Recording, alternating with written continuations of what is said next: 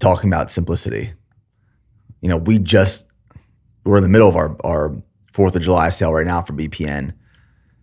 And 2020, our team was significantly smaller than it was or is today.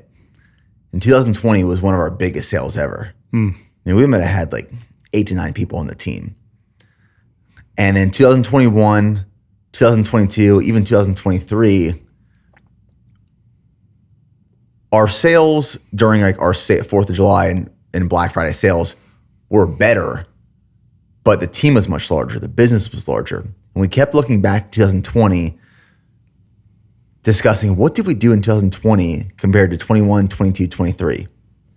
Simplicity. We kept messaging clear, communication, customer, user journey. Now that's just around a sale. Yeah. Like keeping things simple, keep it streamlined. The business as a whole, what I've learned is as you grow and scale a brand, a business, or any part of your life, the easy and natural thing to do is to layer on complexities, especially as more people have ideas and opinions and all these opportunities feel like really good opportunities. Complexity on top of complexity on top of complexity. You see businesses do this all the time. They start off and they launch 20 SKUs, 20 products, with each product having 5 variants. And they grow this massive catalog. And then when you do a year-end review, you realize 5 of those products are driving 85% of the sales. And the dozens of other products are not making any incremental impact on the business, but it requires so much time and effort. And marketing spend. So something we've done even this last year is, I look at it as like pruning at the end of every year. Prune the business. Are there products you don't need? Are there marketing initiatives that aren't working? Are there departments that aren't necessarily efficient or effective? You have to prune a business to allow it to grow.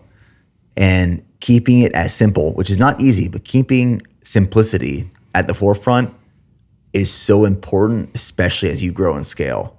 Because if you don't, you will crumble and you will break. The best businesses maintain simplicity. Apple, Steve Jobs is a mastermind at simplicity. Yeah, when you look at like the complexity of a Apple product into itself, like, me as the consumer, I don't care about what's going inside the computer. I just want to like understand how to use it, and it's intuitive. And the messaging for me to be able to, like, when I go into apple.com or even like Tesla, if I were to go in and want to buy a vehicle, I don't want to have I don't want to have all these options because I get decision fatigue, right? So like for us, if somebody's coming to our site, like they are definitely interested in sauna. But also at the same time, like when they go through and you look at like some of our competitors, like where there's all these different types of like heaters and all these different types of like roofing shingles. And then, you know what I mean? Like for us, the fact that it's just really whether or not you need a roof kit or not. And then everything else this is what we vetted out to be the best sauna experience for you at this price point.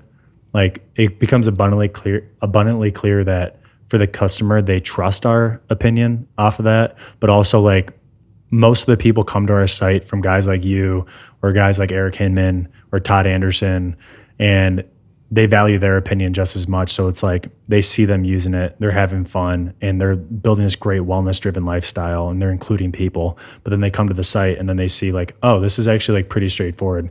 Here's the sauna. Am I put it inside, outside? Great, add to cart, and then it's shipped within 4 weeks. Like that simplicity is something that lets us scale.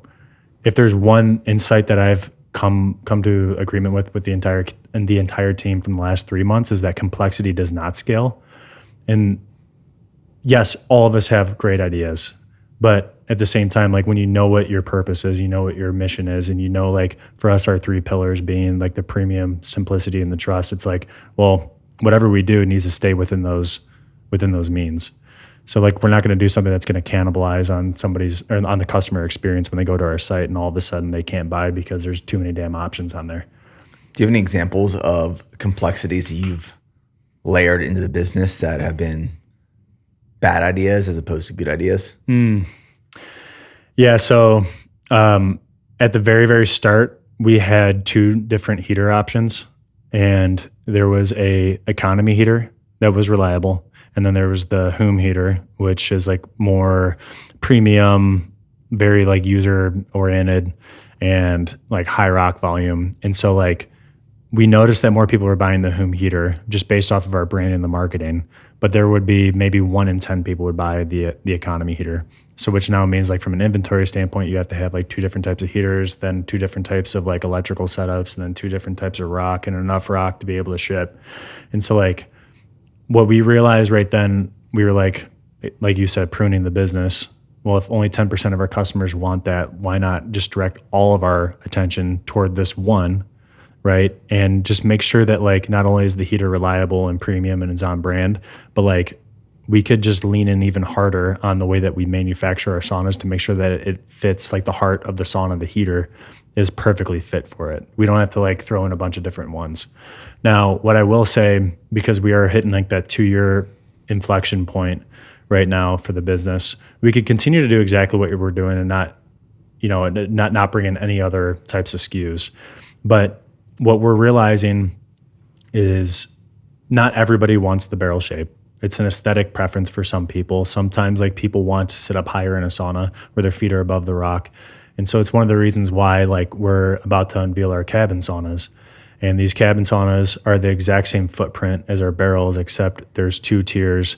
And not only that, but the experience lets for more natural light to come through, and it's more square. So like for us, if I want a square modern preference, great, there it is. If I want a barrel shape, there it is. There's not heater options. It's just here's the heater. It stays true to our principles. It's just whether or not you want a barrel versus a box now. And so that adds complexity.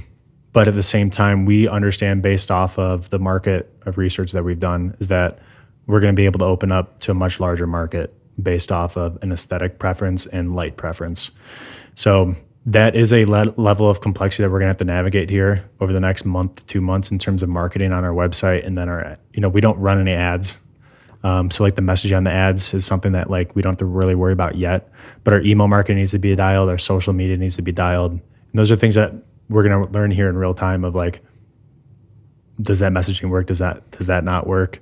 We're going to learn from our buyers like real quick, whether or not if it's like confusing or not, but I think we've got a pretty good plan ahead of us.